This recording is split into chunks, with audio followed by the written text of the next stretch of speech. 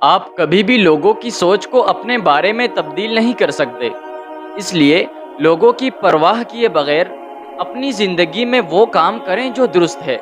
کچھ لوگوں کا کام صرف باتیں کرنا ہوتا ہے، انہیں اپنا کام کرنے دیں۔ اپنا وقت فضول کے بحث مباحثے میں ضائع مت کریں۔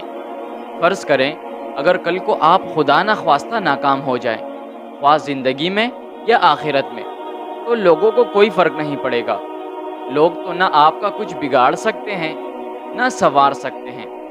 میں نے بہت سے لوگوں کو دیکھا ہے جن کے سر سے اگر بال گرنا شروع ہو جائیں تو وہ اسے عیب سمجھتے ہیں اور اپنا سر ہمیشہ ٹوپی وغیرہ سے چھپائے رکھتے ہیں، اس فکر میں کہ لوگ کیا کہیں گے۔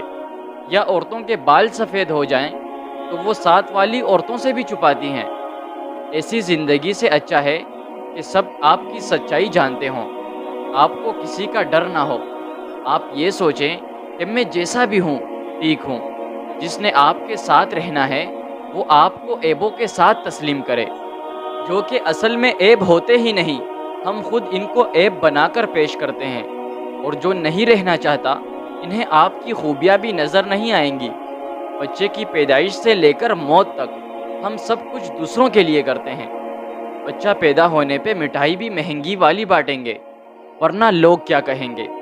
بچے کو انگریزی سکھائیں گے تاکہ ہمارے بچے کو دیکھ کر لوگ حیران رہ جائیں۔ اچھے اسکول میں پڑھائیں گے، فلاں کا بچہ فلاں اسکول میں ہے، ہمارا بھی وہیں پڑھے گا۔ اور خواتین جوتے، کپڑے، پرس، جیولری یہ سب اس سوچ سے خریدتی ہیں کہ فلانی سے زیادہ اچھی اور مہنگی ہو۔ شادی بیاہ دھوم دھام سے ہو، ورنہ لوگ کیا کہیں گے۔ یہاں تک کہ مرنے والے کی بریانی اچھی ہونی چاہیے، ورنہ ناک کٹ جائے گی۔